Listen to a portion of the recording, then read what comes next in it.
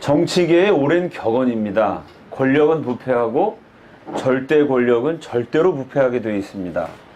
아무리 똑똑한 사람이라도 인간은 누구나 죄인입니다. 한계가 있어요. 그래서 기독교인 가운데서도 하나님 뜻이면 독재도 괜찮은 거 아니냐? 하나님의 사람이 권력을 딱 쥐고 독재하면 좋은 거 아니냐? 절대 그렇지 않습니다, 여러분. 왜냐면 아무리 하나님의 사람이라도 인간은 죄인입니다. 다윗을 생각해 봅시다. 얼마나 멋진 사람이에요? 그가 목동이었던 시절에는 그의 영혼 깊은 곳에 가락이 있었어요. 노래가 뿜어져 나왔습니다. 여호와는 나의 목자시니 내게 부족함이 없으리로다. 그가 나를 푸른 초장 잔잔한 시냇물가로 인도하시는도다. 얼마나 아름다우십니까? 목동 다윗의 영혼에는 시가 있었어요. 근데 그 다윗이 권력자가 됩니다. 화려한 왕궁에 들어가요. 얼마만큼 위대한 권력자가 되냐면요, 다윗이 그 목이 타는 찌는 듯한 더위에 너무 덥고 힘드니까 전쟁터에서 한마디 하죠. 야, 누가 저 베들레헴에 시원한 우물물을 길러다가 좀 나를 마시게 했으면 좋겠다. 한마디 했더니 그 왕의 그냥 딴 사람한테 명령 내린 것 같더니 혼자말 중얼거린 말을 듣고요, 용사 셋이 목숨 걸고 싸워갖고 물을 떠서 왕에게 바칩니다. 여러분, 이 얘기 들어봤어요? 처음 들어보신 분들은 문제가 많으신 거죠. 성경에 이런 얘기 나오죠? 이게 얼마나 대단한 거예요. 첫째, 왕이 혼잣말을 했는데 그 혼잣말에 목숨을 거는 용사가 있었어요. 둘째, 그 용사들이 목숨을 걸고 싸워가지고 물을 떠다가 바쳤습니다. 여러분, 이 물을 떠갖고 온다는 게 얼마나 어려워요. 이 떠갖고 오다가 흘릴 수도 있잖아요. 그 치열한 전쟁터에서 적들을 다 물리치고 물을 딱 떠서 바쳤어요.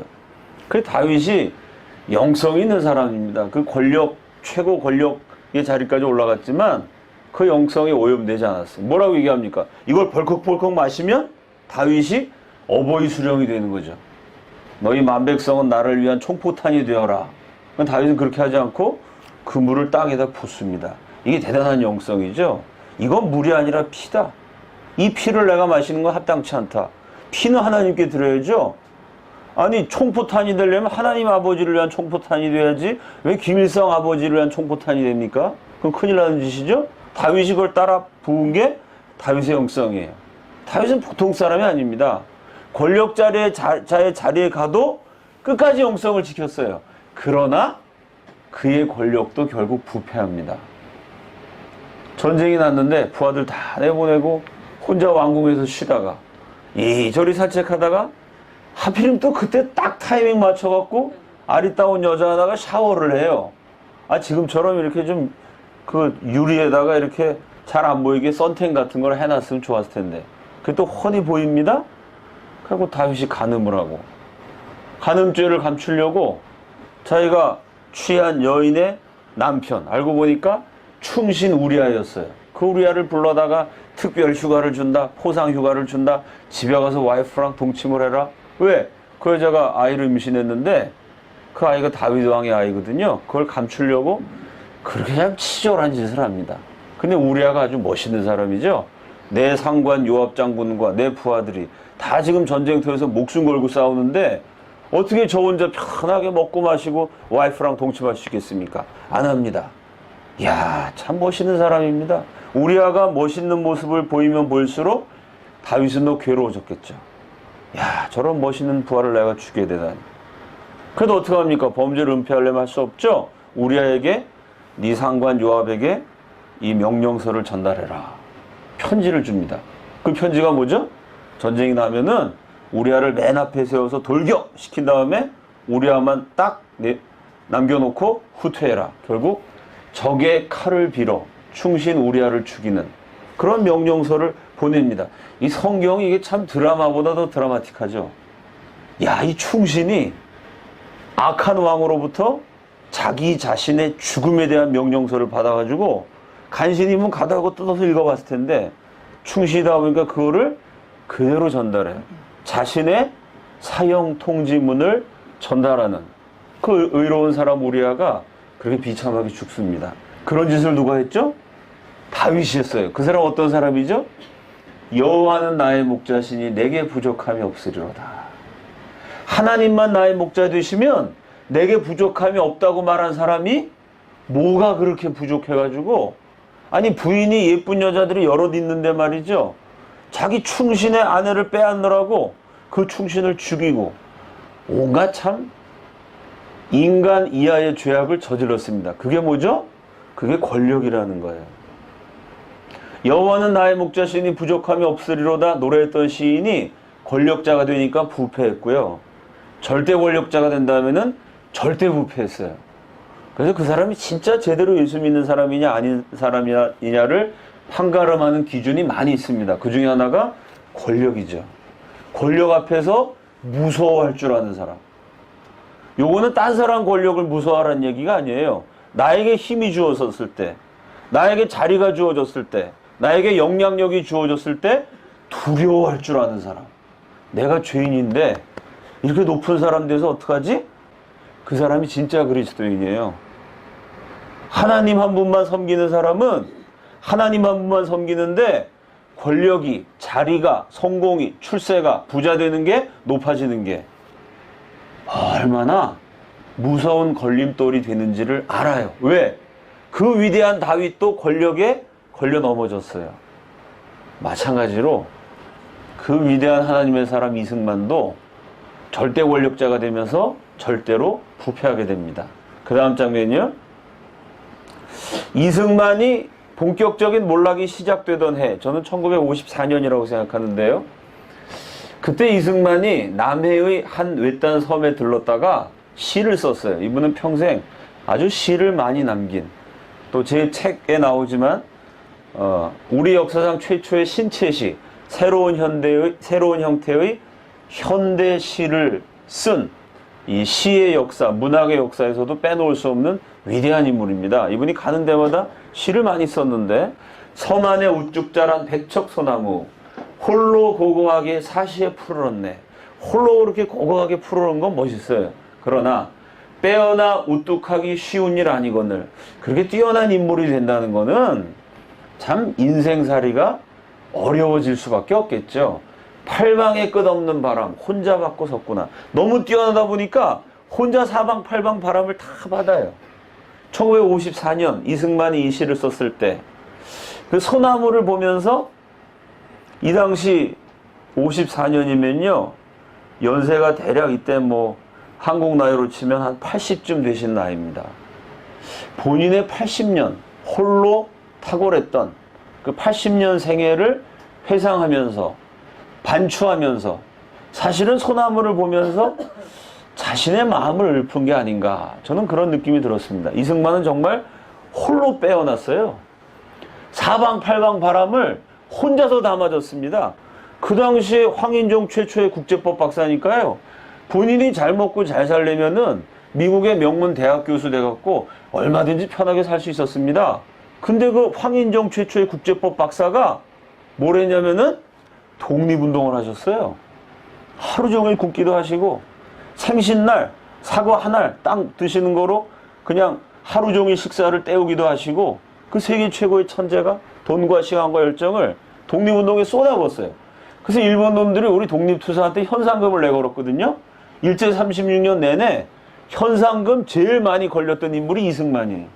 근데 거기다가 보통 독립투사들은 불령선인, 이 천황폐하에게 순종하지 않는 조선인이라는 뜻이죠. 뭐 이런 죄목으로 많이 불렸는데, 이승만은 특이했어요. 이승만 현상금 딱 붙여놓고 죄목이 뭐냐면 예수교의 거괴, 이거였어요. 예수교의 거대하단 거자, 괴물이란 괴자죠. 아주 예수교의 거대한 이 우두머리, 아주 괴물, 나쁜 놈이라는 뜻이에요. 일본 사람들도 이승만이 얼마나 위대한 기독교인지를 알았다는 거죠. 30몇 년 그렇게 망명생활하면서 고생했어요. 그리고 미국이 이승만을 싫어해갖고 귀국을 못하게 했는데, 우여곡절 끝에 미국하고 싸워가지고 단신으로 비행기 타고 한국에 왔습니다. 이 위대한 독립투사가 망명생활 마치고 김포공항에 딱 떨어졌을 때 마중 나온 사람, 한국 사람 몇 명이었을까요? 단 한 명도 없었어요. 혼자 딱 떨어져서 그때 그런 얘기를 합니다. 내가 지금 조선 땅에 돌아온 이유는 내 평생을 바친 한 가지 목적. 동양의 처음 예수교 나라, 동양 최초의 기독교 국가를 세우기 위함이다. 혼자 돌아오셔가지고 혼자서 많을 때는요, 남로당 공산주의 계열에 동의하는 국민들이 한 70%까지 됐습니다. 남한은 누가 봐도 공산화될 수밖에 없는 나라였어요. 공산주의 위대한 혁명가들이 즐비했습니다. 그 공산주의와 목숨을 건 투쟁을 하죠. 그 가운데 몇 번이나 암살당할 뻔하고, 미국도 이승만을 아주 제거하고 싶어 했어요. 왜냐하면 그 당시 미국은 정책이 친공산주의였거든요. 근데 늘 미국하고 싸우는 거예요. 니들 미국 놈들 멋모르고 공산주의랑 친하게 지내다가 큰 코 다친다, 당한다. 혼자 전 세계 최초로 반공을 외쳐가지고 혼자 힘으로 그 대단한 공산주의자들 다 물리치고 미국의 고집까지 꺾어버리고 대한민국을 반공국가로 건국했습니다. 그러니 고종 황제, 조선의 부패한 지도층과의 싸움. 그러다 사형석망고 죽을 뻔했죠. 일본 놈들과의 36년간에 걸친 싸움. 현상금 붙었고 몇 번 죽을 고비를 넘겼죠. 해방 공간에서 공산주의자들과의 싸움. 실제로 암살 기도가 몇 번씩 있었죠. 미국과의 싸움. 그 다음에 6.25 전쟁이 터져가지고 소련, 중국, 북한 연합군이죠. 사실상 소련제 무기로 무장한, 나중에 중공군이 참전한, 사실상 세계 3차 대전이라고 할 수 있는 6.25 전쟁을 끝까지 버텨갖고 거기서 어떻게 UN 16개국을 끌어들여서 대한민국을 지켰어요. 마지막에 전쟁하다가 미국이 지쳐가지고 야, 한국은 니네가 지켜라, 우린 철수한다. 그렇게 미국이 철수하는 바람에 공산화된 나라가 베트남이죠. 그리고 전쟁하다가 미국이 아예 골치 아프다, 철수하는 바람에 다시 지금 내전이 일어난 게 이라크죠. 지금 이라크 다시 전쟁이잖아요. 미군이 이라크에 있었으면 전쟁 안 일어나죠. 제 말 이해가 되시죠? 한국이 이라크처럼 되고 베트남처럼 되는 거였어요, 원래는. 근데 이승만이 반공포를 석방하고 미국과 싸워서 미국이 한국을 못 떠나게 만들었어요.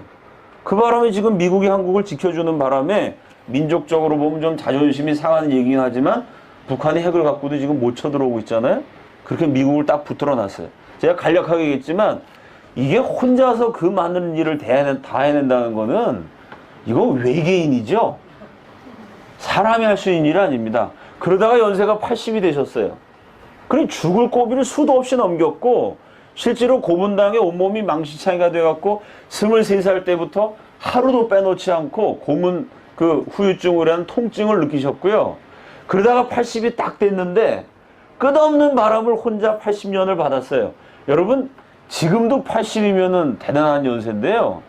이제 1954년 당시에는 우리나라 평균 수명이 40세가 안 됐습니다. 37세, 38세였어요. 이 무렵에는요, 환갑잔치를 동네에서 다 같이 모여서 했어요. 왜? 그 동네 전체에 환갑까지 사시는 분이 그저 한 분? 많아야 뭐 두세 분? 환갑 되신 노인네가 어르신이 몇 분 계시다. 그럼 장수 마을이 되던 시절입니다. 60까지 사는 게 아주 이게 온 동네가 잔치를 벌일 만큼 희귀한 일이었는데요.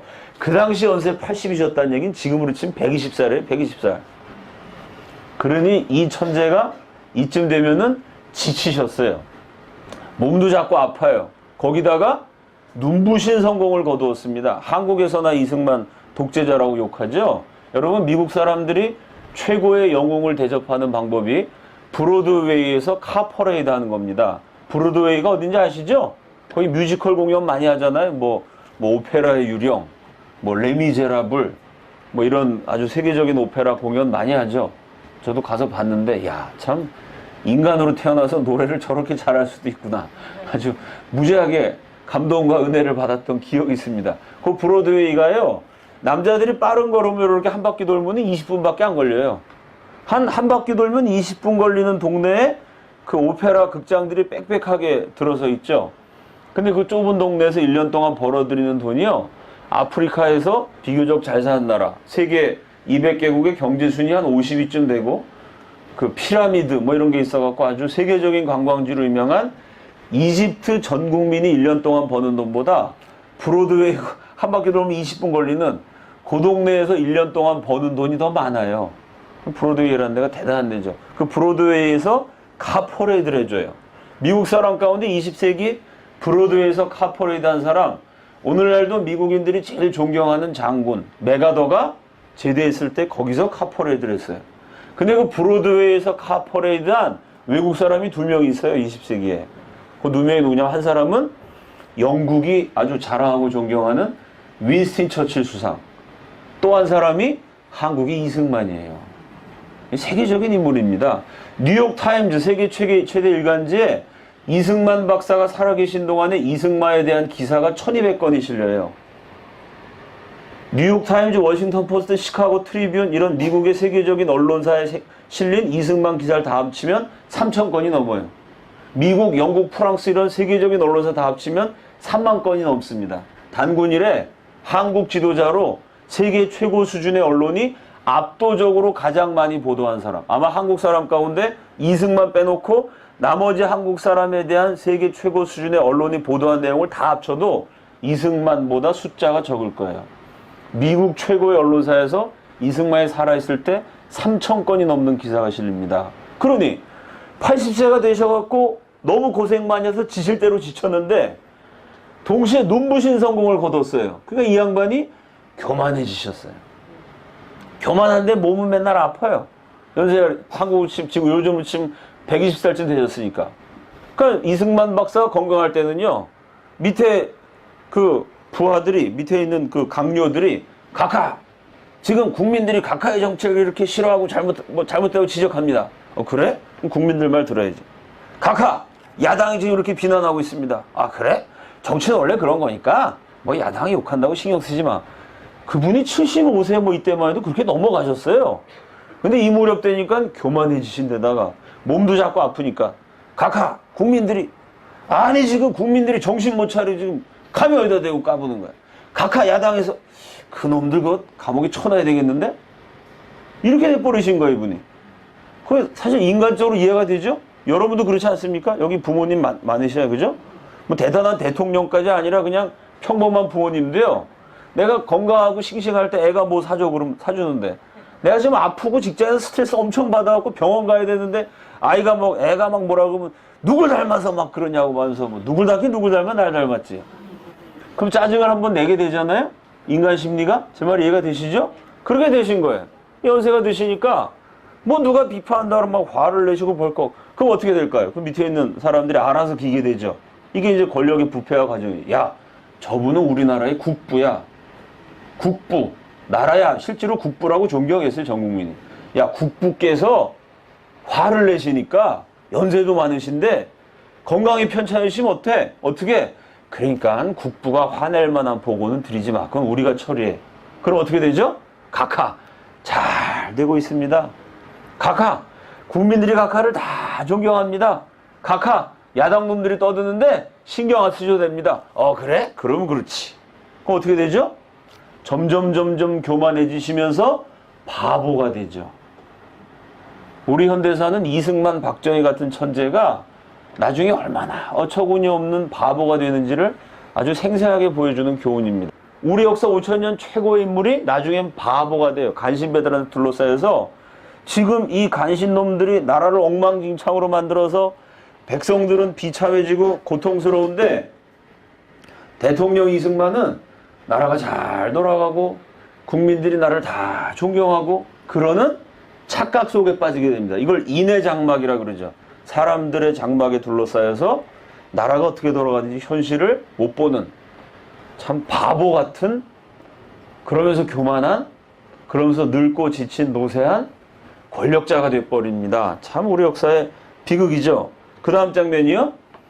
이렇게 자꾸 부패가 진행되면서 결국은 이승만과 자유당 정권이 1954년에 이승만 대통령이 48년부터 대통령이 되셔갖고요. 우리 헌법에는 대통령을 2번 하면 3번째는 못하게 돼 있어요. 3선 금지 조항이 있었습니다. 근데 이승만 대통령이 물러나면은 2가지 문제가 생겨요. 첫째는 이승만만한 인물이 없습니다. 소련 주변에서 공사나 안 된 딱 한 나라가 대한민국입니다. 그러니까 전 세계에서 소련의 위성국화, 소련으로 인한 공산화를 막은 단 한 명의 인물이 이승만이에요. 그러니까 이승만만한 인물이 없었던 것도 사실이에요. 또 하나 문제는 뭐냐면요. 이승만 박사 이렇게 노쇠해지니까 그 이승만한테 잘 보이면 밑에 있는 사람들이 아주 부귀영화를 누릴 수 있거든요. 근데 이승만이 대통령 2번 하고 물러나야 돼. 그 이승만이 물러나고 다른 사람이 대통령이 되면 내가 누리던 기득권을 뺏겨야 돼요. 또 이승만 대통령 앞에서 아부하면서 거짓말 치면서 부정축제했던 자들은 정권이 바뀌면 그동안 먹었던 거 다 토해내야 돼요. 잘못하면 깜빵도 가야 돼요. 그러니 밑에 있는 간신놈들이 사실은 이승만 박사를 위하기보다 자기가 살아남기 위해서 각하 물러나시면 안 됩니다. 아, 우리 헌법에 대통령 2번만 하게 돼 있잖아. 각하. 그러나 건국 대통령 아닙니까? 초대 대통령, 건국 대통령은 나라를 세우신 분이니까 특별히 초대 대통령에 한해서 대통령 한 번 더 하셔도 됩니다. 그랬을 때 이 사람아, 그러면 우리나라 망해. 이렇게 끊으셨으면 지금 아마 대한민국 전국에 이승만 대통령 동상이 다 있을 겁니다. 이승만 대통령 이름을 따서 승만 초등학교, 승만 중학교, 승만 고등학교, 승만 대학교 다 있을 거예요. 미국의 조지 워싱턴이라는 사람이 그 사람 업적을 따져보면 사실 이승만만큼 그렇게 위대하다고 저는 생각 안 하는데, 그러나 그분이 이승만보다 위대한 거는요, 대통령 2번 하고 딱 물러났거든요. 고향으로 낙향했어요. 그러니까 조지 워싱턴은 끝까지 위대한 인물이 된 건데, 여기서 이승만이 넘어졌어요. 여기서. 그래, 그럼 한 번 더 하지. 못 이기는 척 가고 본인이 대통령 한 번 더 하시려고 헌법을 뜯어 고쳤어요. 요걸 가지고 이승만을 욕하는 좌파가 많은데요. 사실 요건 분명히 잘못했습니다. 그러나 사실 이승만이 아니라 다른 분이 대통령 됐어도 그렇게 했을 거예요. 왜냐하면 제 책에 나와 있지만 상해 임시정부 때도요, 김구 주석이 주석을 더하기 위해서 헌법을 고쳤어요. 김구에 맞게 헌법을 고친 적이 있고 이승만에 맞게 헌법을 고친 적도 있었고, 그건 뭐냐면 우리 민족의 정치 문화가 그때만 해도 성숙하지 못해서 사람을 위해서 법을 고치는 게 그렇게 아주 어려운 일이 아니었어요. 제 말이 이해가 되시죠? 임시정부 때는 김구 주석을 위해서 헌법을 고친 적이 있어요. 그러니까 이때도 이승만을 위해서 헌법을 고친 거죠. 어쨌든 그래서 삼성기원을 했어요. 그럼 헌법을 고치려면 국회의원 전체의 3분의 2가 찬성을 해야 되는데, 참 여기서 역사에 참 심술궂은 숫자가 하나 나옵니다. 국회의원 203명의 3분의 2의 찬성을 받으면은 135.333이에요. 이 135.333을 넘어야 개헌이 되는데, 투표를 딱 했는데 몇 표가 나오냐면 135표가 나왔어요. 그러니까 135.333 이상이래야 개헌이 되는데 135면 135.000이니까 요거보다 적잖아요. 당연히 헌법은 부결이다.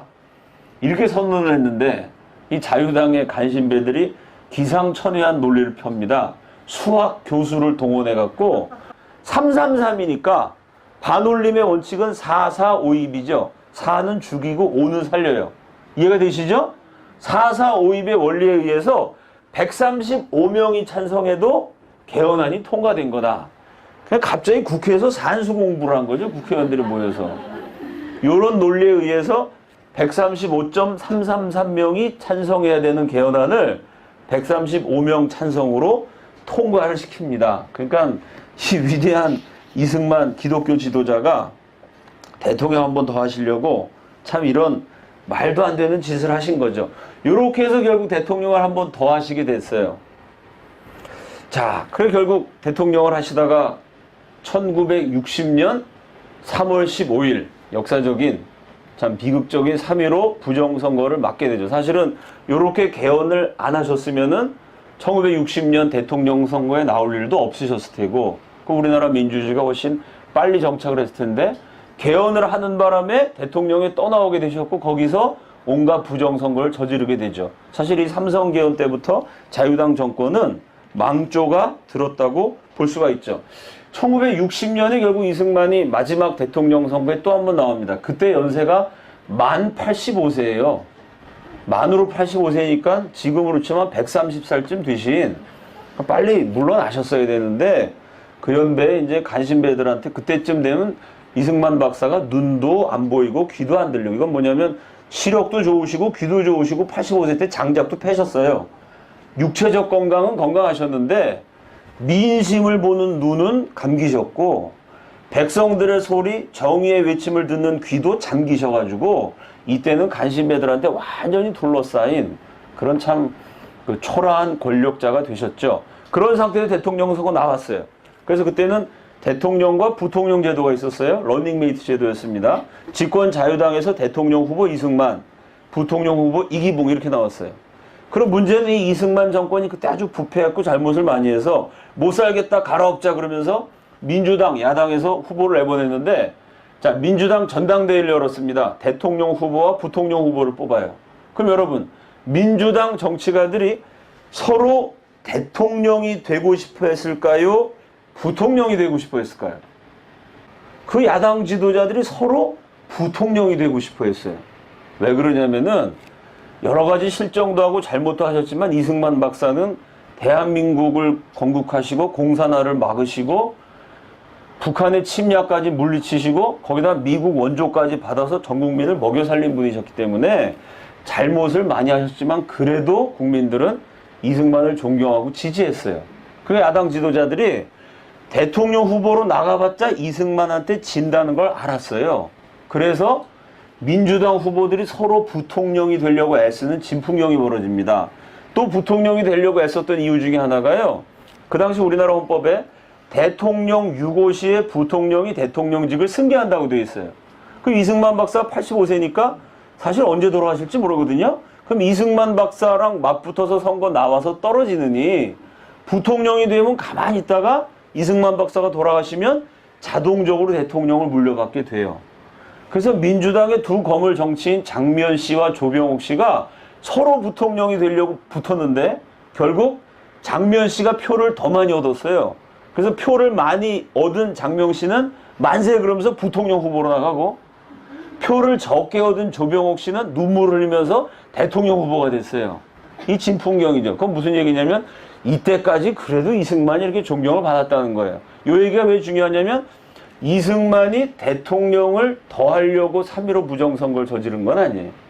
부정을 안 했어도 이승만은 대통령이 될 수 있었어요. 그거는 민주당 후보가 서로 부통령이 되려고 싸웠던 것에서도 여실히 증명이 되죠. 그럼 왜 부정선거를 했느냐? 이승만은 대통령 되는 게 따놓은 당상이에요. 누가 이승만이랑 맞붙어도 이승만이 이길 거라고 대부분 생각을 했어요. 게다가 울며 겨자 먹기로 하기 싫은 대통령 후보에 나섰던 조병옥 씨가 암으로 미국 가서 치료를 받다가 선거 기간 동안에 돌아가세요. 그러니까 그나마 민주당 후보로 나왔던 분이 돌아가시니까 두 사람이 붙어서 투표하던 게 이승만에 대한 찬반 투표가 됐어요. 그리고 누가 봐도 혼자 출마해갖고 반대하는 국민이 반만 넘지 않으면 대통령 되는 거니까 이승만이 대통령 되는 건 기정사실이었어요. 근데 왜 부정선거를 했느냐? 문제는 부통령이죠. 부통령 후보로 나온 이기붕이라는 사람은 부정부패한 사람이었고 이승만 대통령이 그 이기붕 씨를 후계자로 선택한 이유는 되게 고분고분했어요. 그분이. 거기서 이제 이승만 박사가 크나큰 후계자 선정에 있어서 실수를 저지르신 거죠. 나라를 사랑하고 백성들을 위해서 각하 정신 차리셔야 됩니다. 지금 국민들이 다 이렇게 굶고 배고프고 힘든데 간신배들한테 둘러싸여서 뭐 하십니까? 이런 바른 소리 한 사람 후계자로 선택했어야 되는데 이기붕 씨는 아주 이승만 박사에게 아부도 잘하는 고분고분한 순한 인물이었습니다. 거기다가 경쟁력이 약했어요. 그러니까 이기붕 씨하고 장면이 붙으면은 누가 봐도 이건 장면이 이깁니다. 여러 가지 면에서 봐도 장면 박사가 유능하신 분이셨어요. 그러니까 자유당 입장에서는 다급하죠. 이승만 대통령이 돼도 부통령이 장면 씨가 되면 이승만 대통령이 연세가 많이 드셔갖고 돌아가시면 장면한테, 야당한테 정권이 넘어가거든요. 그럼 그동안 부정부패하고 거짓말했던 게 다 드러나서 깜빵도 가야 되고 잘못하면 죽을 수도 있고 부귀영화 못 누린 건 당연하고 그러니까 자유당 정권이 이기붕 씨를 당선시키기 위한 조직적인 부정선거를 저지릅니다. 그 부정선거 어떻게 저질렀느냐? 무기명, 기권표를 전부 다 이기붕 표로 둔갑시키고 그 다음에 사실상 공개선거 해갖고 누구 찍었는지 알게 해갖고 저 이기붕 안 찍는 사람 막 때리기도 하고 투표함 전체를 바꿔치기 하기도 하고요. 이렇게 투표를 했는데 그거를 버리고 이기붕 씨 투표 많이 한 거 그걸 갖다 주기도 하고 또 제일 악랄한 수법 중에 하나는 투표하기 전에 전국에 있는 경찰서장의 사표를 미리 받았어요. 그건 무슨 얘기일까요? 예를 들어 도남동 경찰서장한테 사표를 미리 쓰라 그런 거 무슨 얘기죠? 도남동에서 장면 씨 표가 더 많이 나오면 너는 잘리는 거야. 이게 아주 악랄한 거죠. 이런 총체적인 부정으로 결국은 이승만 92%, 이기붕 78%, 압도적인 승리로 자유당이 이깁니다. 그러나 선거 당일에 벌써 이 부정선거에 항의하는 의로운 국민들의 시위가 잇따랐겠죠. 선거하는 그날 3월 15일 내 생일날 말이죠. 벌써 10명이 죽고 70명이 다쳤어요. 이 끔찍한 사태 아닙니까? 한 80명이 피비린내 나는 피투성이가 되는 유혈창극이 벌어졌습니다. 그거 이승만 박사가 그걸 딱 보고 야 이거 선거 어떻게 한 거야 도대체. 정신을 차리셨어야 되는데 막 데모하고 문제가 벌어진다 이렇게 이승만 박사가 놀라셔갖고 장관들 모아갖고 야 뭐 왜 이렇게 데모하고 사람이 죽고 난리야? 물어봤더니 장관들이 뭐라고 대답했을까요? 각하 저 빨갱이 놈들이 북한 놈들이 간첩을 보내가지고 북한 간첩들이 지금 테러를 저지르고 있어. 이승만 박사는 공산당 그러면 피가 그래 간첩은 좀 때려잡아야지. 자 이때부터 무슨 문제가 생겼죠? 실제로 잘못한 것을 비판하는 의로운 국민들을 빨갱이다, 간첩이다 이렇게 몰아버렸어요. 이 역사가 이승만 대통령 때부터 계속되다 보니까 지금은 진짜 간첩이 나와가지고 간첩이다 이래도 국민들이 안 믿어요. 양치기 소년 얘기 아시죠? 늑대가 나타났다. 그래서 주민들이 다 놀랬다가 하도 거짓말 치니까 늑대가 나타났다 그래도 아무도 안 믿어요. 지금 대한민국 그렇게 된 거 아닙니까? 실제로 이 나라에 간첩이 무지하게 많거든요. 황장엽 선생이 5만 명 넘는다 그랬는데 아 간첩 얘기를 해도 젊은 사람들 아니 종북이 어디 있습니까? 종북이란 말은 그 이명박이 만들어낸 거지. 종북이란 말은요. 누가 처음 종북이란 말을 쓴 사람이 누구냐면요. 홍세화. 나는 파리의 택시 운전사 뭐 이런 책 쓴 저 노동당 지금 현재 있는 노동당 옛날에 진보신당 만든 사람이죠. 진중권 아시죠? 좌파 이 사람들이 좌파들이 민주노동당이라는 정당이 들어가 보니까 아니 거기 이 좌파 그 사람들 말로는 진보죠. 진보 마르크스주의 뭐 이런 정당을 건설하려고 가보니까 거기 김일성 주사파들이 있다는 거예요. 그래서 좌파가 만든 말이 종북이에요. 그 이명박이 만든 말이 아닙니다. 좌파가 같은 좌파 가운데 김일성주의자들 비판하는 말로 만든 게 종북이에요. 근데 지금 종북 이런 말 하면 에이 그거는 뭐 옛날 이승만 박정희 때부터 독재자들이 그렇게 만들어낸 거다. 이렇게 지금 애국 세력들이 욕을 먹는 단초를 여기서 자유당 정권이 제공한 게 사실입니다. 그러니까 이승만 박사가 완전 바보가 되신 거죠. 부정선거에서 국민들이 들고 일어났는데 간신배한테 둘러싸여가지고 그래 빨갱이니까 때려잡고 죄 없는 국민들을 때려잡게 된 거죠. 그 다음 장면이요.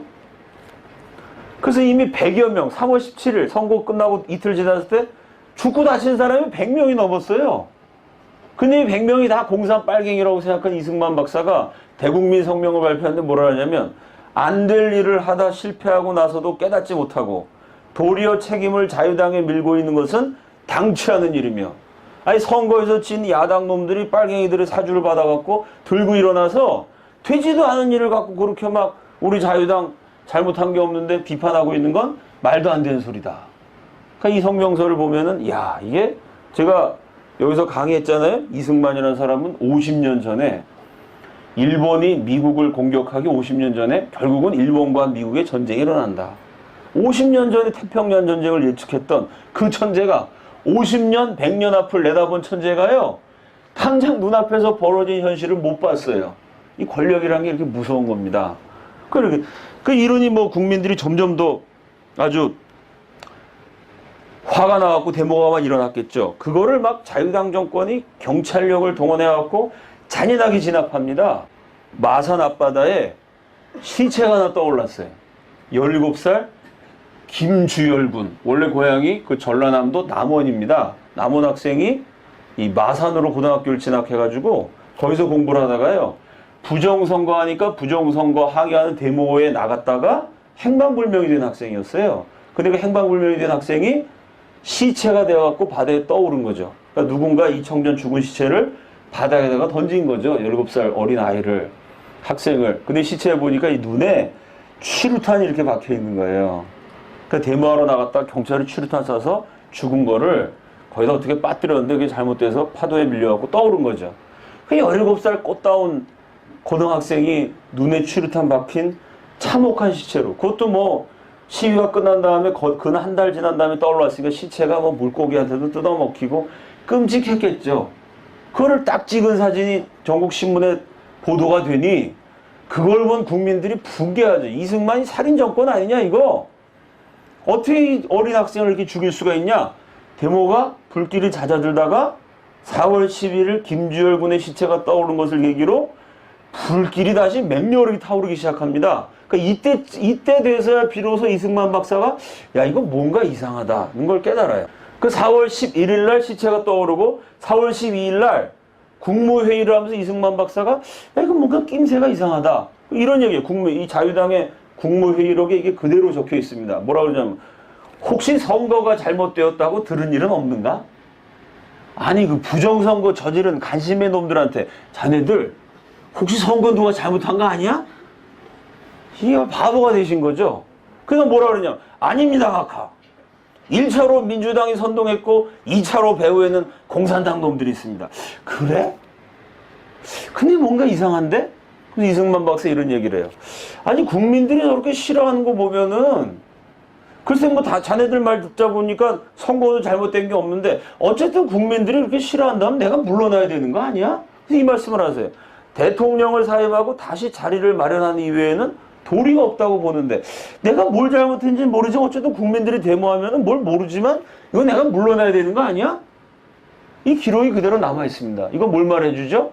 이때 이분이 굉장히 간신배들한테 둘러싸였지만 그 마음속에는 애국심이 있었고 끝까지 나라 사랑하는 마음이 있었다는 얘기죠. 뭔진 모르지만 국민들이 이렇게 싫어한다면 이거 내가 물러나야지. 국민들이 싫어하는데 내가 왜 대통령을 해? 이 순수하신 분이셨어요 사실은. 이분이 마지막까지. 근데 간신들이 아닙니다 각하. 이 위기를 넘기시고 공산대력을 때려잡으시고 통일하셔야 됩니다. 뭐 이런 바람에 그냥 차일피일 시간이 흘러갔어요. 그 다음 장면이요. 그러다가 이렇게 시위가 점점 많아져갖고 4월 17일 날 서울에서 마산 김주열 최초의 시위가 시작됐던 곳도 마산이고요. 가라앉다가 김주열 군의 시체가 떠오른 것도 마산이고요. 그 시위가 전국적으로 번져서 4월 17, 18쯤 되면은 서울에서 특히 고려대 학생들이 앞장서갖고 학생들이 어깨동무하고 이렇게 데모를 하잖아요. 여러분 이걸 보세요. 학생들이 데모하는데 여기 무슨 몽둥이 같은 거 없죠? 돌도 없죠? 다시 말해서 평화적인 시위를 했어요. 이때 시위 내용이 뭐냐면은 이승만 물러가라가 아닙니다.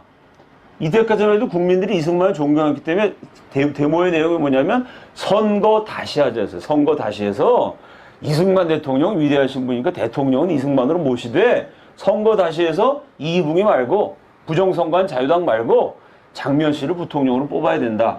이렇게 평화적으로 시위를 했는데 그 다음 장면이요. 이게 결국 자유당 몰락의 결정적인 사건이 되죠. 이렇게 막 서울 대낮에 대한민국의 심장 한복판에서 평화적으로 시위하는 학생들을 들겨 패고 아주 경찰서로 가득 쳐놓고 폭력으로 진압해버리니 국민들이 화가 나고 이때부터 서울의 학생들뿐만 아니라 시민들이 합사하게 돼요. 그래서 4월 19일이 되면 전국이 다 시위 군중으로 덮이게 돼요. 그래서 4.19 일거라 그런 겁니다. 3월 15일부터 시작됐는데 4월 19일 날 시위대가 전국적인 규모가 돼요. 그리고 그날 이승만 박사가 마지막 국무회의를 합니다. 데모하는 소리가 청와대에 앉아있어도 막 들려요. 그땐 경무대였죠. 그러니까 마지막으로 장관들 모아놓고 회의를 해요. 그 다음 장면이요. 이승만 대통령이 마지막에 이렇게 해요. 오늘은 내가 이거 무슨 난중에 앉아있는 것 같아. 전쟁 난 것 같아. 사람들이 나를 나가라고 하는 모양인데 순순히 좋게 내주려고 해. 나는 무슨 이유인지 무슨 까닭인지를 똑똑히 알았으면 해.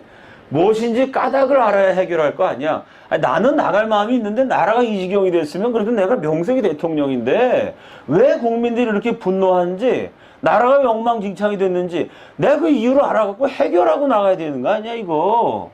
왜 그러냐? 이때까지도 모르고 계신 거야. 이때까지도. 그랬더니 홍진기 내무부 장관 마산 사태는 1차로 민주당이 선동했고 2차로 공산당이 조종한 듯합니다. 4월 19일 날짜 이승만 정권의 마지막 국무회의 회의록에 이승만의 이 말, 홍진기 내무장관의 말 그대로 적혀 있습니다. 그대로. 최재유 문교부 장관, 학생들은 선동을 받은 것으로 보입니다. 불순 세력의 배후 조종이 있는 것으로 추산됩니다. 끝까지 거짓말 쳤어요. 장관놈들이 마지막까지. 그러다가 마지막 4월 21일이 되니까 더 이상 버틸 수가 없어요. 전 국민이 다 들고 일어나, 전 국민이. 거짓말 치던 장관놈들이 4월 21일 날 이승만 박사에게 전원 사표를 제출해요. 그 사표를 받으면서 그제서 이승만 박사가 부정선거가 있었다는 걸 깨달아요. 4월 21일 날. 그때는 이미 너무 늦었죠. 내가 이 참 멍청하게 간신배들한테 이용당해갖고 우리 국민들에게 씻을 수 없는 아픔을 안겼구나. 그걸 깨달은 이승만이 4월 22일 날 제일 먼저 어디를 갔을까요? 그 다음 장면이요. 제일 먼저 데모하다가 다친 학생들을 찾아갔어요. 나 때문에 너희들이 이렇게 다쳤다. 나 때문에 불구자가 됐다. 이승만 대통령이 들어가니까 팔 다치고 다리 다치고 불구자가 되고 누워있는 학생들이 일제히 할아버지! 대통령 할아버지! 그러면서 다 울었어요. 참 슬프고도 기묘한 장면이죠. 아니 이승만 정권의 부정선거 때문에 데모했던 학생들이 이승만이 갔으면 욕이라도 해야 되잖아요. 손가락질하고. 그게 아니라 할아버지 그러면서 외쳤어요. 우리 대통령 할아버지 훌륭하신데 실정을 모른다. 밑에 가신 놈들에게 잘못했다. 눈물 흘리면서 할아버지라고 외쳤어요. 그 이승만 박사가 같이 눈물 흘리면서 학생 하나를 다 어루만지면서 그리고 눈물 흘리면서 이런 말을 했어요. 학생들이 왜 이렇게 됐어? 부정을 왜 해? 그리고 마지막에 이렇게 했어요. 부정을 보고 일어서지 않은 백성은 죽은 백성이지. 이 젊은 백성들은 참으로 장하다. 나는 바보 같은 짓을 해갖고 우리 자유당 정권 이렇게 실패했지만 이 민족에게는 희망이 있다. 부정을 보고 일어서지 않는 백성은 죽은 백성이다. 이 기가 막힌 순간에도 이승만은 나라와 민족을 생각한 거죠. 나는 잘못했지만 내 잘못에 대해서 내 정권에 대해서 이렇게 일어나 싸운 국민들은 위대하다. 대한민국에는 소망이 있다. 이분이 얼마나 애국자인지를 보여주는 대목입니다. 그러나 이미 너무 늦었어요. 시위가 계속 격화되고 전국적이 되면서 4월 25일이 됩니다. 이때 서울 시내 대학 교수 250명이 부정선거 규탄하는 데모를 해요. 4월 25일 날. 우리 제자들 학생들이 목숨 걸고 민주주의를 위해서 투쟁하는데 우리가 가만히 있을 수 없다. 학생의 피해 보장하자고 데모를 해요. 요 데모에서 처음 구호가 하나 등장해요. 그 다음 장면이. 그게 뭐냐면 이승만 대통령 하야하라. 이게 4월 25일 날 나와요. 이전에는 전국적으로 데모했지만 누구도 이승만 물러나라 이렇게 데모한 사람이 없어요. 이 희한하지 않아요? 지금 세월호가 하나 깔아앉았다고 박근혜 물러나라고 데모를 하는 판인데 4.19로 187명이 죽었습니다. 근데도 이승만 물러나라는 얘기를 안 했어요. 그만큼 이승만 박사가 존경을 받았다는 얘기죠. 4월 25일 날 드디어 이게 나와요. 이승만 대통령 하야하라. 이게 역사적인 구호가 나옵니다. 부정선거 다시 하자 정도가 아니라 선거를 다시 할 정도가 아니라 이건 이승만 물러나야 된다. 대통령 자격이 없다. 요 이승만 대통령 하야하라 라는 말을 처음 하신 분이 위대한 국어학자 조윤재 선생. 그분의 묘비에 스스로 살아생전에 자신의 묘비명을 지으셨어요. 묘비명이 뭐냐면 생어민족 사어민족. 살아도 민족을 위하여 죽어도 민족을 위하여. 역시 그분도 위대한 애국자셨어요. 일제시대 때 일본 놈한테 하도 우리가 두들겨 맞으니까 일제시대 때 우리 국어학자 역사학자들의 고민을 보면요. 나라가 없잖아요. 조선인이 일본인한테 동화돼야 되는데 일본에 동화될 수 없는 우리 민족만의 정체성, 우리 민족만의 특질이 뭐냐? 그하고 그 시대 선각자들이 고민을 많이 해요. 왜냐면 우리 나라도 뺏기고 아주 조선시대 말기에 먹을 게 없어서 국민들 맨날 굶어 죽고 지금이야 대한민국 이렇게 잘 살지만 비참한 나라였거든요. 우리는 정말 이렇게 못난 민족이냐? 비참한 민족이냐? 그게 아니라 우리 민족도 뭔가 자부심을 가질 만한 특질이 있다. 그거를 많이 연구를 했는데 이 위대한 국어학자 조윤재 선생이 말한 게 뭐냐면은 우리 조선인의 민족성은 은근과 끈기다. 들어보셨죠? 여기 연세 드신 분들 들어보죠. 우리 한국 사람 은근, 요즘은 그런 말 안 해. 한국 사람에 무슨 끈기가 있습니까? 빨리빨리죠, 빨리빨리. 지금은 우리 민족성에 대해서 그렇게 말 안 하는데 그때 은근과 끈기, 이게 조선인의 멋이다. 이 말을 처음 하신 분이 조윤재 선생입니다. 그분이 이승만 대통령 하야라. 이 얘기를 처음 해요. 그러니까 제 책에도 썼지만 이 4.19 혁명은 대단한 사건입니다. 물러나야 되는 이승만도 대단한 애국자였어요. 그 이승만 물러나라고 외친 조윤재도 대단한 애국자예요. 역사라는 게 이렇게 참 깊이가 있는 거죠. 우리 민족을 정말 사랑한 이승만에게 물러나라고 외쳤어요. 4월 25일 날 물러나라고 딱 말했더니 그 다음 날 4월 26일 날 이승만 박사가 국민이 원한다면 물러난다. 이렇게 깨끗이 물러나요. 그러니까 여러분 요 이승만하고요. 요새 몇 년 사이에 자스민 혁명이라는 거 있었잖아요. 생각해보세요. 개명한 2010년대 지금처럼 문명이 발전한 시대에도요. 이집트, 시리아, 튀니지, 그 중동 지역에 민주주의 한다고 시위가 일어나고 몇 명이 죽었나요? 최하가 5천 명입니다. 시리아 같은 데는 한 20만 명이 죽었어요. 그러고도 독재자가 안 물러나고 끝까지 버팁니다. 제 말 이해가 되시죠? 2010년도에 중동에 그것도 석유 팔아고 돈 많이 버는 잘 사는 나라에서도요.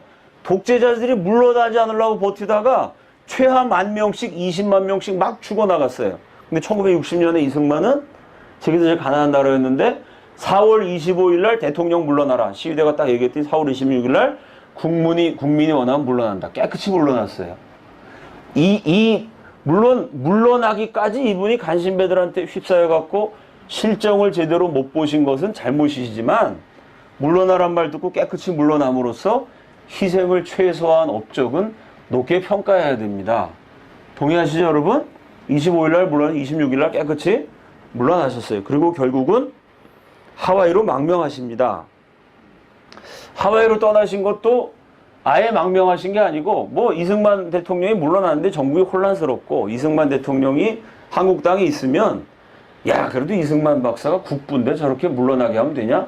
다시 모셔야 된다 이런 사람도 있고 아니다 그거 쫓아내야 된다 그렇고 이승만 박사가 있는데 민주당이 정권을 잡은 다음에 이승만 박사 밑에서 장관했던 부정부패자들을 처형을 해야 되거든요. 처형도 하고 뭐 깜빵에도 쳐놓고 정리해야 되는데 이승만 박사가 있으면 아니 그거 내가 잘못했지 그 장관을 왜 잘라?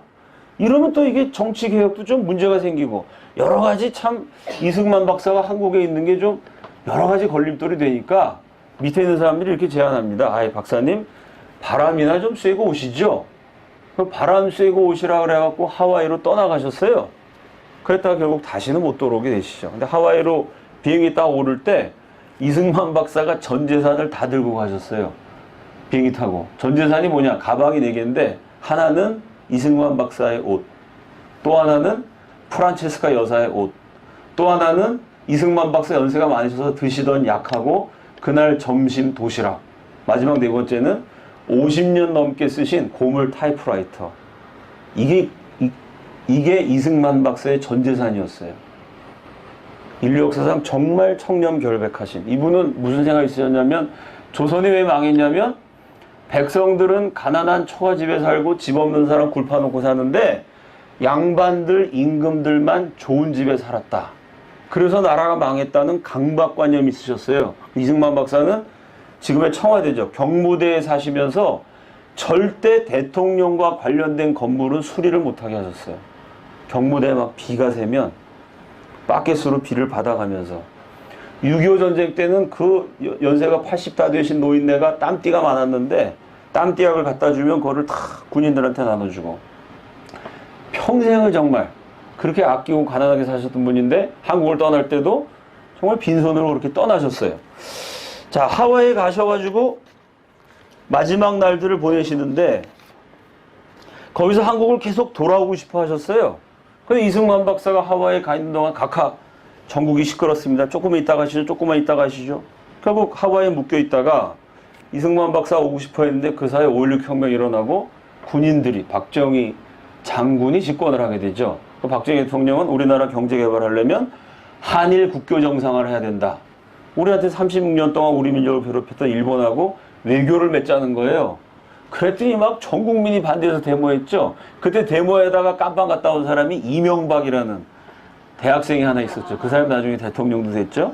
그렇게 막 한일 국교 정상화, 굴욕적인 한일 국교 정상화에 반대한다 이러면서 막 시위대가 전국을 뒤엎었으니까 그때 시위대가 누굴 생각했겠어요? 우리 이승만 대통령은 일본에 대해서는 끝까지 싸우셨는데 독도가 우리 땅이 되도록 만든 것도 이승만이고요. 이승만이 얼마나 뛰어난 외교가냐면요. 대한민국 정부를 딱 수립하자마자 일본의 외교관을 보내갖고 영토 문제로 협상을 했어요. 영토 문제 뭘 갖고 따졌을까, 이승만이? 독도는 우리 땅이다. 이건 하수들이 하는 짓이에요. 독도는 당연히 우리 땅이에요. 그러니까 독도가 우리 땅이라고 얘기하면 일본이 아니다. 그럼 독도 때문에 논쟁이 붙잖아요. 신성한 우리 국토를 가지고 논쟁하는 것을 이승만은 참을 수가 없었어요.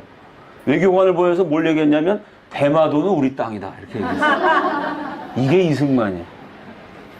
그동안 한국과 일본의 외교가 어떻게 전개됐냐면요. 우리는 일본이 뭐라 하냐면 독도가 우리 땅이다 그래요. 우리가 아니야, 독도는 한국 땅이야. 독도는 일본 땅이야. 막 싸우다가 일본이 어떻게 하냐면 그래, 독도 니네 땅 해.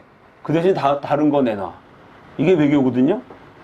독도 문제에 대해서 일본이 양보해주는 조건으로 우리도 일본한테 뭔가를 양보했어요. 그 우리가 손해잖아. 원래 우리 땅인데, 그죠? 이승만 그걸 꿰뚫은 거예요. 그래서 어떻게 했느냐. 대마도 내놔. 대마도 우리 땅이야. 일본이. 야, 여기 어떻게 니네 땅이냐? 우리 땅이지. 아니야, 우리 땅이야. 그럼 우리 땅인데? 그래. 그럼 대마도 양보할게. 딴 거 내놔. 이게 이승만의 외교예요. 이해가 되시죠? 그러니 한일 국교 정상화한다 그러니까 국민들이 대모하면서 야, 이승만 박사는 말년에 그 간신배들 때문에 부정선거했지만 일본에 대해서는 자존심을 지켰고 또 평화선이라는 거 만들었으니까 평화선이 그냥 이승만이 세기조도 펼쳐놓고 마음대로 그은 거에 선을 따. 선을 거놓고 어떻게 하면 여기는 우리 바다 이렇게 했어요. 그리고 그 선을 피스라인, 평화선이라고 지었어요. 그래서 그 선을 넘어오는 일본 배는 전부 다 그냥 다 잡아버린 거예요. 가둬버린 거예요.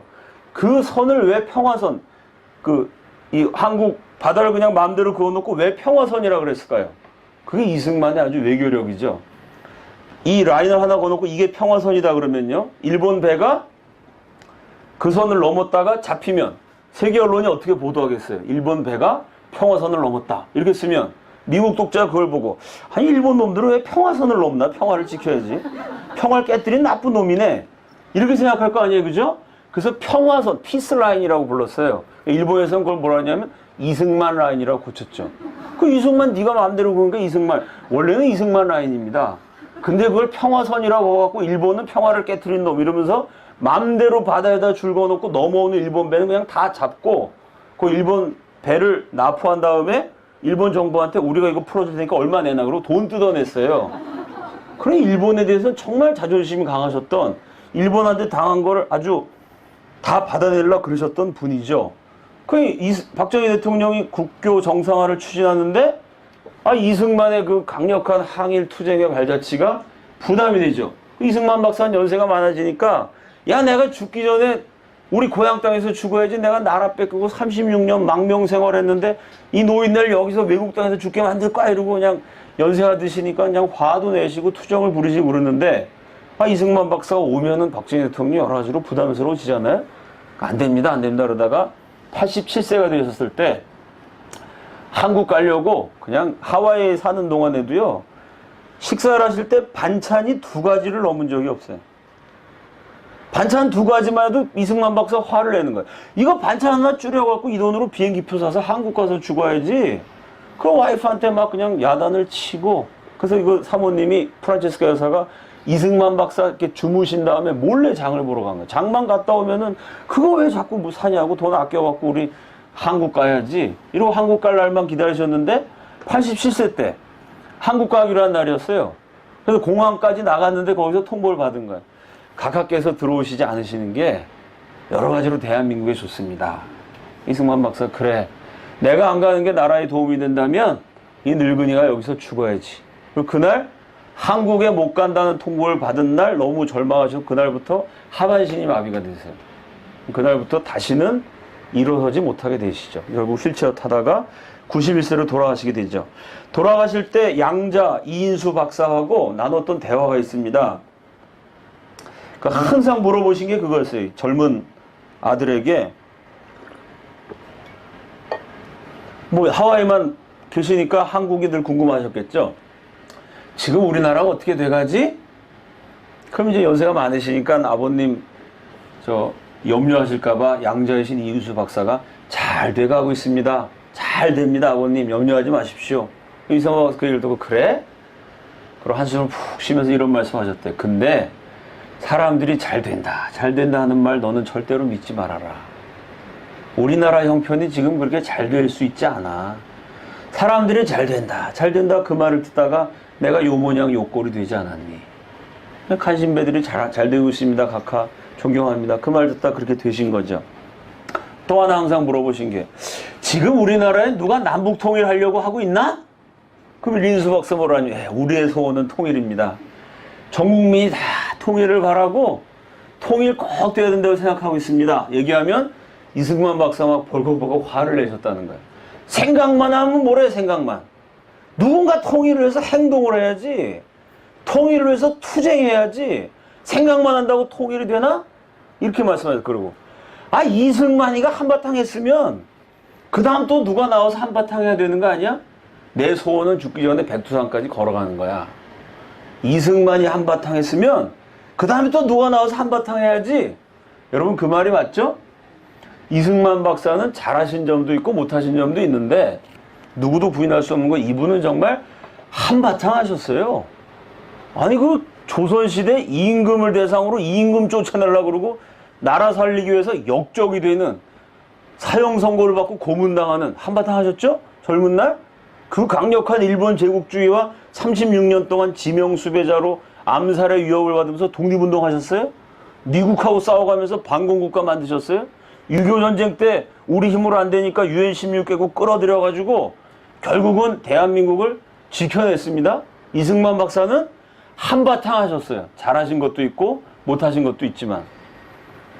그럼 그 이승만의 뒤를 이어서 누군가 이승만만한 실력과 애국심과 신앙심을 가지고 한바탕 해야 됩니다. 아멘이시죠? 나라에서 여러분 한바탕 하셔야 될 줄로 믿습니다. 제가 전국을 돌아다니면서 이 얘기했어요. 이승만 박사 잘했건 못했건 잘하신 점도 있고 못하신 점도 있지만 한바탕 하셨어요. 최선을 다해서. 나라를 위해서 모든 것을 다 불사르셨어요. 그럼 뒤를 이은 세대도 뭔가 한바탕 해야 되지 않습니까? 라고 제가 강의를 했더니요. 강의할 때마다 제 강연을 들으신 분들이 찾아왔어요. 목사님 제가 사업하는 사람인데 돈 벌 만큼 벌었습니다. 기도하는 가운데 자꾸 하나님이 야 너 혼자 잘 먹고 잘 살라고 너 예수 믿은 거냐? 나라가 이렇게 흔들리는데 기독교 정신으로 한번 정치계에 뛰어들어 봐라. 아유 하나님 정치계에 들어가면 스타일 구기고 무슨 뭐 청문회다 뭐다 검증 다 신상 털리고 그 더러운 물에 왜 들어갑니까? 그냥 돈 벌고 잘 먹고 잘 살랍니다. 근데 하나님 자꾸 부담을 주시더래요. 그래서 제 강연을 듣고 야 나도 한바탕 해야 되겠다. 저한테 기도해달라고 찾아왔어요. 목사님 제가 지금 돈 벌 만큼 모았는데 몇 년 후에 시장 선거에 출마하려고 그럽니다. 그 도시가 아주 불교 뭐 이런 거로 유명한 도시인데요. 내가 이 기독교 시장이 돼가지고 기독교 정신을 갖고 도시 하나를 얼마나 기독교적으로 멋지게 만들 수 있는지 내가 한바탕 하겠습니다. 한 분이 찾아왔어요. 제가 또 교사들 모인 자리에서 한바탕 해야 됩니다. 얘기했더니 또 선생님 몇 분이 찾아오셨어요. 지금 역사 교육이 자꾸 좌편향되고 좌경화되고 종북적인 교육이 들어가는데 제가 그냥 조용히 가르치기만 했는데 애국심을 가르치는 교사가 되겠습니다. 이 교육 현장에서 내가 한번 나라 민족을 해서 싸워보겠습니다. 제 강연을 듣는 학생들이 찾아왔어요. 맨날 스펙 쌓고 학점하고 뭐 명문대학 들어가고 좋은 직장 들어가고 그게 인생 전부인 줄 알았는데 저 굶어 죽는 북한 동포를 위한 부담을 자꾸 주셨다는 거예요. 그래서 북한 동포를 위해서 뭐 사진전도 하고 뭐도 하고 하려고 그러면 자꾸 부모님이 말리더래요. 야 그거 나중에 네가 취직 잘하고 네가 자리 잡히면 그때도 늦지 않아. 그래도 망설였는데 목사님 제가 젊었을 때부터 행동하겠습니다. 북한 동포에서 기도하겠고 북한 동포 구출하는 일에 저도 알바도 뛰고 사진전도 하고 투쟁하겠습니다. 한바탕 하려는 사람들이 저에게 수도 없이 연락을 했어요. 나라 위해서 행동하는 진정한 크리스찬 투사들이 이곳에서도 일어나 한바탕 하기를 예수님의 이름으로 축원합니다. 그러다 결국은 91세가 되셨을 때 식사를 하시고 오늘은 모임 피곤한데 그리고 침실에 딱 들어가서 누우셨는데 못 깨어나셨어요. 8일이 지난 다음에 결국 세상을 떠나셨습니다. 1965년 7월 19일 91세를 일기로 파란만장한 생애를 마치게 되죠. 그래서 결국은 그날 식사 시간에 하셨던 말씀이 마지막 유언이 됐어요. 그 식사 시간에 무슨 말씀 하셨냐면 밥을 딱 놓고 식사 기도를 하셨어요. 그 기도가 대한민국 건국 대통령의 유언이 됐죠. 그 기도는 이승만 박사는 평생을 주무실 때 사모님이랑 같이 서로 성경을 읽어줘. 남편이 아내에게 성경을 읽어주고, 아내가 남편에게 성경을 읽어주고, 서로 성경을 읽어주고 성경 말씀 생각하면서 기도하다가 주무시는 것이 23살에 예수 믿은 이후에 68년 동안 습관이셨어요. 그분이 마지막 유언이 된 식사 기도도 역시 그 성경 말씀이었습니다. 근데 그 말씀은 우리나라가 해방되고 나서 한국에 들어오신 이승만 박사가 젊은이들에게 늘 설교하셨던 말씀이었어요. 갈라디아서 5장 1절 말씀. 그리스도께서 우리로 자유케 하려고 자유를 주셨으니 그러므로 굳게 서서 다시는 종의 멍에를 매지 말라. 갈라디아서 5장 1절 말씀을 가지고 이제 광복을 되찾은 식민지 출신 청년들에게 늘 설교하셨어요. 하나님이 우리에게 나라를 되찾게 하셨습니다. 그 젊은 학생들 공부 열심히 하고 예수 똑바로 잘 믿고 기도 열심히 해서 다시는 우리 민족이 남의 노예가 되어갖고 종의 멍에를 매면 안 됩니다. 이 설교를 참 많이 하셨어요. 가는 데마다. 대통령 되기 전에도 대통령 다음에도 대통령 할아버지의 아주 설교 단골이셨어요. 마지막 이분이 남긴 유언이 그겁니다. 식사하기 전에 이렇게 기도하셨어요. 하나님, 저는 너무나 늙고 지쳤습니다. 사랑하는 우리 민족을 위해서 더 이상 아무것도 할 수 없습니다. 우리 민족을 하나님께 맡깁니다. 다시는 종의 멍에를 매지 말게 하소서. 갈라디아서 5장 1절 말씀. 이 말씀이 유언이 되셔서 세상을 떠나셨죠. 자, 그 다음 장면이요. 이게 이제 마지막 하와이로 떠나는 그 이승만 박사의 모습입니다. 저 옆에 이승만 박사보다 25살 어리셨던 프란체스카 여사. 이승만 박사가 돌아가신 다음에도 프란체스카 여사가 26년을 더 사세요. 역시 이제 91세를 일기로 세상을 떠나셨는데, 프란체스카 여사가 없으셨으면 이승만 박사는 아마 훨씬 일찍 돌아가셨을 거라고 많은 분들이 얘기합니다. 첫째는 독립운동을 하시느라고 너무나 가난하셨어요. 너무나. 근데 프란체스카 여사가 그 지긋지긋하고 지독한 가난을 참아내면서 남편을 아주 정성껏 돌보셨죠. 아버지처럼 남편을 아주 그렇게 잘 섬기셨는데, 이 프란체스카 여사는 전략으로 유명해요. 프란체스카 여사의 며느리가 뭐라느냐, 우리 시어머니는 전략에 관한 한 인간의 경지를 넘어선 분이다, 이렇게 얘기했어요. 실제로 프란체스카 여사의 손자, 대통령의 손자가 학교를 땡땡이 치는 초유의 사태가 벌어집니다. 손자 애가 학교를 안 가요. 등교 거부를 한 거죠. 그래서 왜 학교를 안 가냐 그랬더니요, 이 할머니가 하도 검소해갖고 애 옷을 꼬매가지고 애 옷이 거지 옷이에요. 그 옷을 입고 가니까 애들이 그지 애가 왔다고 대통령 손자를 놀려가지고 그 위대하신 이승만 대통령의 손자가 거지라고 왕따를 당한 일이 실제로 있었어요. 우리 할머니가 주는 옷 창피해서 못 입겠다는 거예요. 그 정도로 옷을 아꼈어요. 아주 전략을 하셨어요. 이분이 돌아가시기 며느리도 그렇고, 아니, 할머니가 이렇게 그 대통령 영부인까지 지내신 분이 그렇게 전략을 하시니 그 밑에 며느리랑 가족들이 얼마나 불편했겠어요. 근데 마지막 돌아가시기 전에 그 며느리가 시어머니 때문에 고생을 많이 했는데 왜 프란체스카 여사가 그렇게 전략했는지 그 이유를 알았다라고 책에 썼어요. 마지막 돌아가기 전에 며느리한테 이렇게 얘기한 거예요. 우리가 이렇게 한 푼 두 푼 전략해서 북한 동포들을 구출해야, 저 공산치하에서 노예로 사는 불쌍한 북한 동포들을 위해서 우리 국민들이 전략하는 모습을 보여야 강대국들이 우리 코리아를 작은 나라라고 무시하지 않는다. 여러분, 그 말씀이요, 정말 약소국의 대통령 영부인으로, 그전에는 약소국이 아니라 망한 나라죠.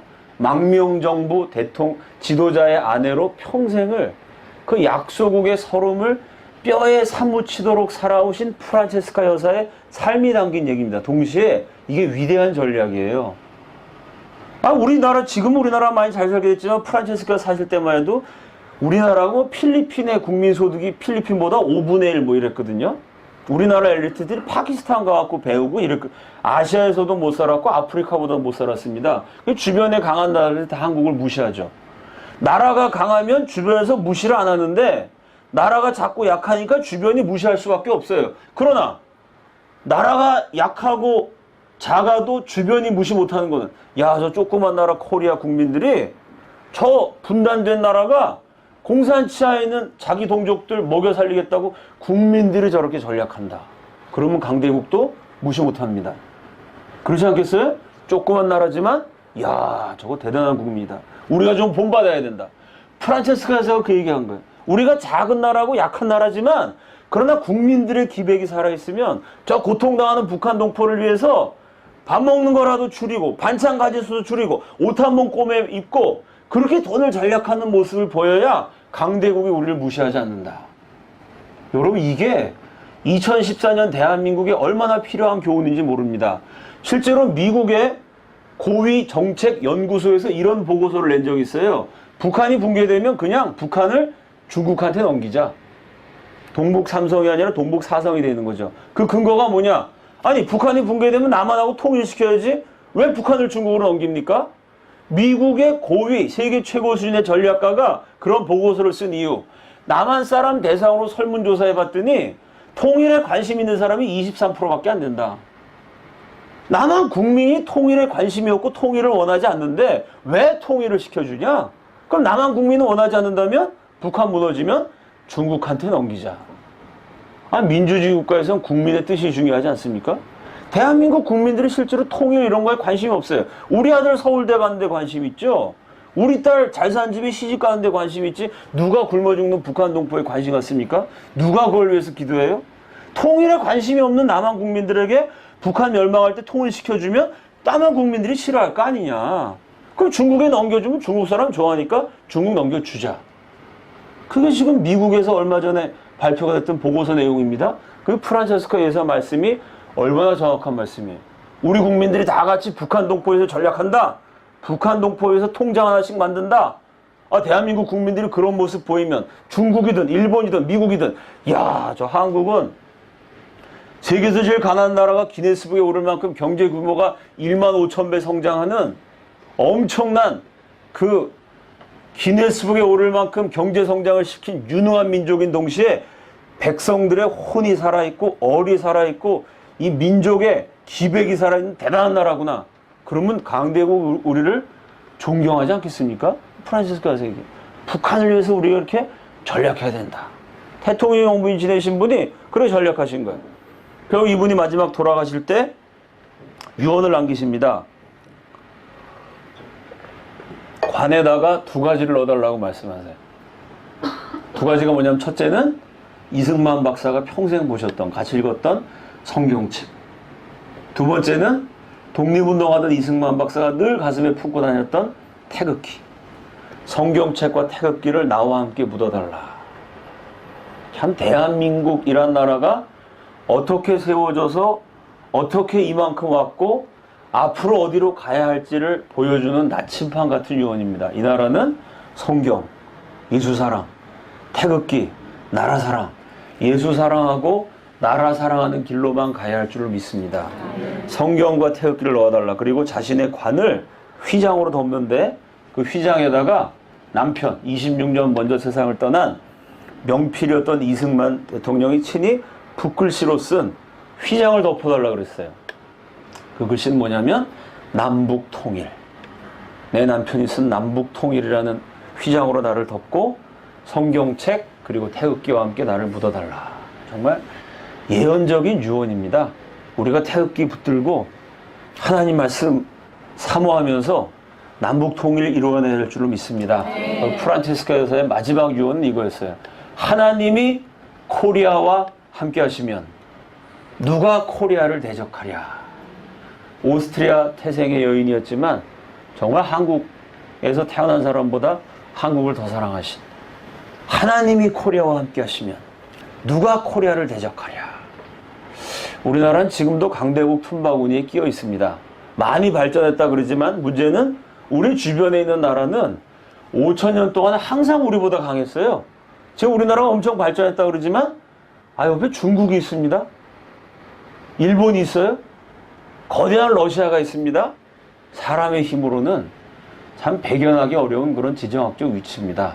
이래서 5,000년 동안 맨날 두들겨 맞았는데 이승만이라는 위대한 기독교인이 나타나서 사람의 힘으로 안 된다.